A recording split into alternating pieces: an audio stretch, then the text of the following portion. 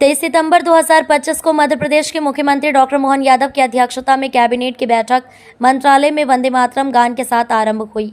Cabinet में लिए गए महत्वपूर्ण निर्णय की जानकारी मध्य प्रदेश के स्थानीय शासन मंत्री कैलाश विजयवर्गीय ने पत्रकार को देते हुए कहा कि मध्य प्रदेश में मोहन कैबिनेट की बैठक में कई महत्वपूर्ण प्रस्तावों पर मुहर लगी। सबसे पहले मंत्रिपरिषद की बैठक में मंत्रिपरिषद के सभी सदस्यों द्वारा धार आए पीएम मोदी का आभार व्यक्त किया गया। साथ ही कैबिनेट ने पीएम के स्वस्थ नारी सशक्त परिवार अभियान को मध्य प्रदेश में आगे बढ़ाने का संकल्प भी लिया। इसके तहत प्रदेश में आदि सेवा पर्व अभियान चलाया जाएगा। मंत्रिपरिषद के निर्णय में ऊर्जा के क्षेत्र में प्रदेश के सारणी और अमरकंटक में 23,000 करोड़ रुपए की लागत से 2 थर्मल पावर प्लांट स्थापित होंगे। प्रत्येक प्लांट की क्षमता 660 मेगावाट होगी। सारणी प्लांट पर 11,678 करोड़ और अमरकंटक प्लांट पर 11,476 करोड़ रुपए व्यय होंगे।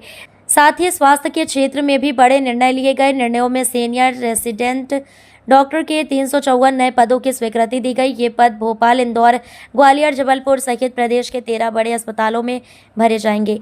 मंत्रिपरिषद में पर्यटन के क्षेत्र में लिए गए महत्वपूर्ण निर्णयों में सभी प्रमुख धार्मिक और पर्यटन स्थलों पर हवाई सेवा को मंजूरी। जल्द ही हेलीकॉप्टर सेवा की जाएगी शुरू। मुख्यमंत्री डॉक्टर मोहन यादव ने कहा कि मध्य प्रदेश सरकार प्रधानमंत्री नरेंद्र मोदी के विजन को आगे बढ़ाते हुए जनता के कल्याण और राज्य में सर्वांगीण विकास के लिए निरंतर कार्य कर रही है।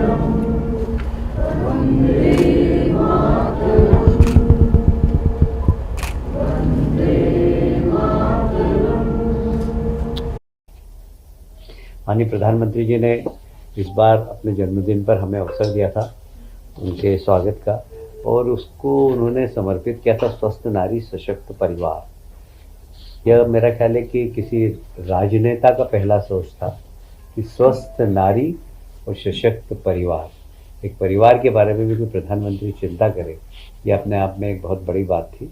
और इसको आदि कर्म योगी के अंतर्गत आदि सेवा पर्व प्रारंभ किया गया है। हमारे यहाँ आदि शंकराचार्य, आदि शिव, इसी प्रकार आदि सेवा पर्व के मान से इसको चलाने का संकल्प लिया है। मतलब हमेशा हम सेवा ही करते रहें सतत, ये संकल्प है। पर्यावरण के सुधार के लिए एक पेड़ माँ के नाम माननीय प्रधानमंत्री जी ने प्रारंभ किया था। हमारे प्रदेश के मुख्यमंत्री जी ने एक बगिया माँ के नाम, ये एक बहुत ही हमारा अच्छा सफल आयोजन रहा। सभी पंचायतों में एक बगिया माँ के नाम, जिसमें फलदार वृक्ष लगाने की बात कही गई है, और ये हमारा सभी विभाग इसमें काम कर रहे हैं, और ये बड़ा सफल प्रयास मध्य प्रदेश में हुआ है। प्रधानमंत्री सुरक्षित मातृत्व अभियान के अंदर सुमन सखी चेट वाट लॉन्च किया गया है, जिससे कि हमारे यहाँ के स्वास्थ्य की जागरूकता के लिए हमारी बहनें वहाँ से स्वास्थ्य की जानकारी ले सकेगी। सिकल सेल के लिए हमारे प्रदेश के गवर्नर जी भी हमेशा चिंतित रहते हैं। प्रत्येक जिले में कितने सिकल सेल के पेशेंट हैं, उनको आइडेंटिफाई करके उनको लिस्टिंग किया गया है, और लगभग 1 crore sickle cell screening counselling card का बांटे गए हैं, जिससे कि वे अपनी जांच करा सकेंगे और स्वास्थ्य सुविधा का लाभ ले सकेंगे। धार जिले में 15 लाख हितग्राही महिलाओं के खाते में प्रधानमंत्री मातृ वंदना योजना के 420 करोड़ रुपए का हस्तांतरण हुआ है। मुझे ये बताते हुए बहुत प्रसन्नता है कि मध्य प्रदेश को ई गवर्नेंस स्वर्ण पुरस्कार माननीय मुख्यमंत्री डॉक्टर मोहन यादव जी की अध्यक्षता में हमने पेपरलेस फेसलेस पंजीयन की जो की दिशा में जो काम किया है, उसमें केंद्र सरकार ने हमें गोल्डन अवार्ड दिया है और यह गुड गवर्नेंस की दिशा में मध्य प्रदेश सरकार का एक बहुत सफल कार्यक्रम रहा है। इसको केंद्र सरकार ने अवार्ड देकर मध्य प्रदेश की प्रशंसा की है। मध्य प्रदेश को वैसे भी अनेक पुरस्कार मिले हैं, जैसे पर्यटन पंजीयन में जैसे 2.0 नई दिल्ली स्कॉच गोल्ड अवार्ड से सम्मानित किया गया है। मंडी बोर्ड के ई मंडी ऐप को स्कॉच गोल्ड तथा एमपी फार्म गेटअप को स्कॉच सिल्वर अवार्ड दिया गया है।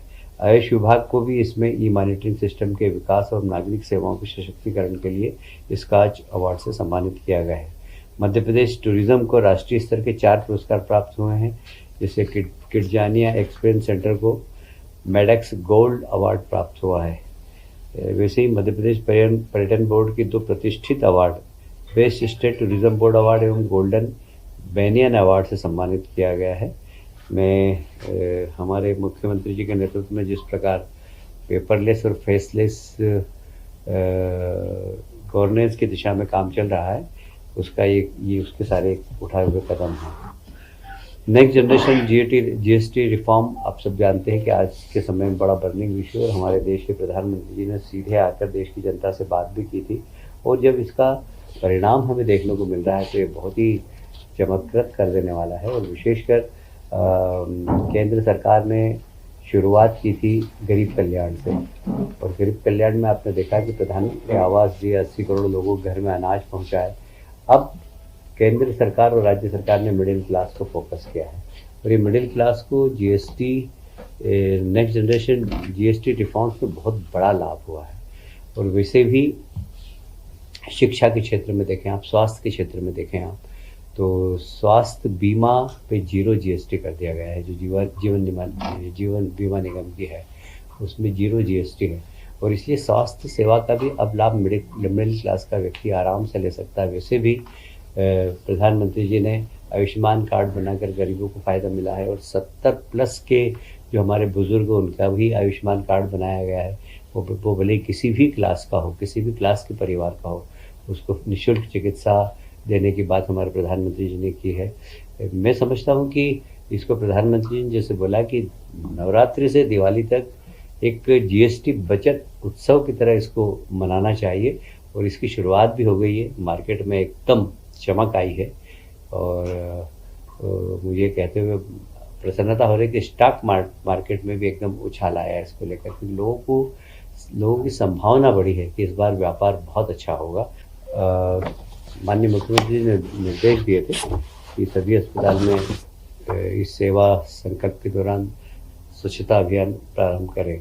जितने भी शासकीय अस्पताल हैं वहाँ स्वच्छता अभियान अभी चालू है। माननीय मुख्य सचिव महोदय को माननीय मुख्यमंत्री जी ने निर्देश दिए हैं कि वे सभी कलेक्टर से बात करें और उसकी मॉनिटरिंग करें, और प्रत्येक जिला अस्पताल और जितने भी छोटे अस्पताल हैं उसकी रिपोर्ट कलेक्टर से लें।